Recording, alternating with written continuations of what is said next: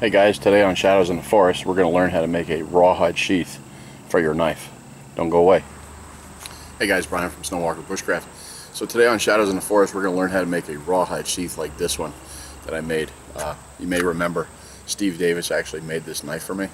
Well, I needed a sheath for it. So instead of making a hard leather sheath, what I elected to do was to make a sheath in which I combined hard leather on the inside, which is the sheath and the welt, and then I covered the outside with rawhide. I'm going to do this in sections because I want to keep them short, and it also allows you to have time to go ahead and amass all the pieces and parts that you need until we get to the final assembly. So let's get into it right now. Okay, so the materials that you're going to need for this project, at least for the first section, is the knife that you're going to make the sheath for. You're going to need cardboard for your pattern for the sheath itself. You're going to need 10-ounce leather. This is 10-ounce veg tan. I like to use it. It's nice and thick. It protects the knife and gives you a nice thick welt. You're going to need rawhide. I don't care if you use commercial grade rawhide. I use the rawhide from my hides, from my deer hides that aren't going to be used for brain tanning.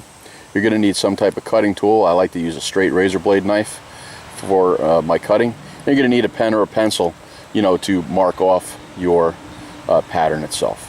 Okay guys, in the interest of time, I've already actually cut out the patterns that I needed for this knife, but I want to move this along. So I kept the other pattern that was left over from this knife. So the first thing you're going to do is you're going to lay out your cardboard. You're going to take your knife, and then you're going to put it in the center of where you want to be. And then you're just going to draw basically the pattern or the shape that you want the knife sheath to be. So as you can see here, here's my pattern and here's my sheath, and that's how it laid out. And we would very simply just take our knife, lay it out here and say, how far do I want my knife to come down? Do I want it out here like this and just use this edge? Do I want it to have, to go down inside? That's what I kind of did with this sheath. I had it so that it's going to be nice and long. So I'm going to basically draw out just a rough edge of where, I want my sheath to lay.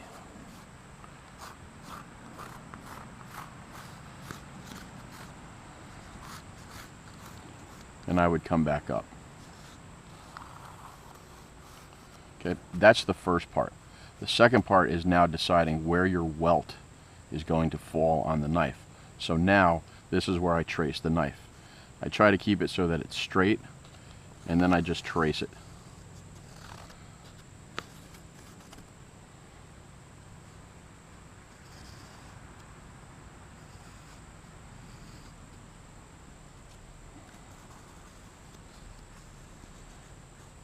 Now, we know that our knife is going to be right there, but we have to take into compensation that rest of that way. So we're going to go like this.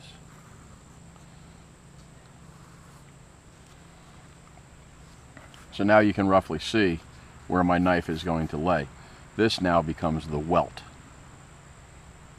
Okay, this will protect your stitches from the outside along the knife edge here.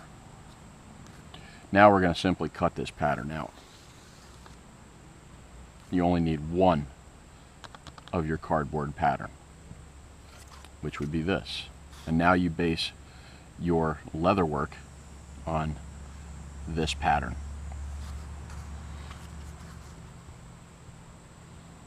So here we have the leather that has been cut out, and we have three of them. We have the top, we have the middle, which is going to be your welt right here, and then we have the back of the sheath. What you're going to do is where you had your tracing, you're going to wind up cutting this out right here, lay your pattern back down on your leather, trace that line, and then you're going to remove this just like that. That will wind up being your welt. So when you can see, when you get this actually all together, it's going to lay on the inside like this. This is going to go over the top. That will wind up being your sheath. Now we're going to move on to the rawhide. For your rawhide, you're going to follow the same line that you did with your rawhide, except that you're going to come out about a ½ inch all the way around. And the reason being is because what you're going to wind up doing is you're going to glue this to your rawhide.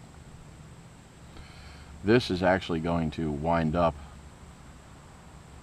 being folded over and glued so that you have a nice clean edge right here and you don't see this leather.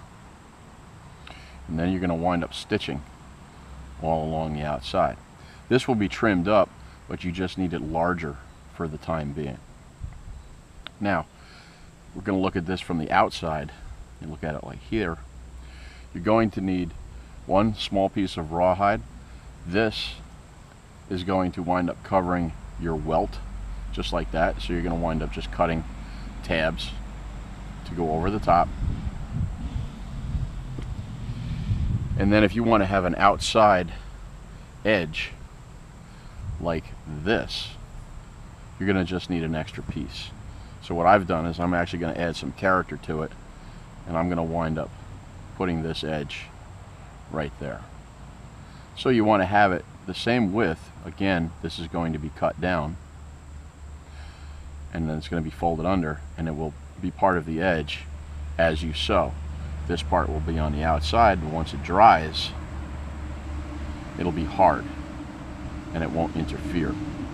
Now, I have no belt loops on this. I did not choose to, because this is going to slide into the sash and it's just going to be held in place by the sash itself. You can make them with belt loops. You're just going to have to cut another piece and you're going to have to sew it on the back, whether or not you want to sew it this way vertically, or if you want to go on a cant, doesn't matter. You would just need to sew this into the rawhide prior to gluing it to the veg tan leather. Just a recap of what you're going to need as far as your rawhide. You're going to need two sections, obviously one for the top, one for the bottom. You're going to need an extra piece of rawhide for your welt to cover the welt, and then any embellishment that you want to put on the outside of the sheath, you can actually add embellishment to it. Right, guys, so that's the end of the first part. That gives you enough time to get the materials that you're going to need to do your knife sheath, right? Again, you're going to need that rawhide, you're going to need the 10-ounce leather, you need a cutting tool, you need your pencil, pen or your pencil, and you need cardboard. Now, for the next video, we're going to show you what you're going to do as far as the assembly part. This is a little time consuming. I'm just going to kind of roll through it the best that I can and bring you up to speed with it. So, Brian from Snow Walker Bushcraft, thanks for your views and your comments. Until the next one, walk the woods.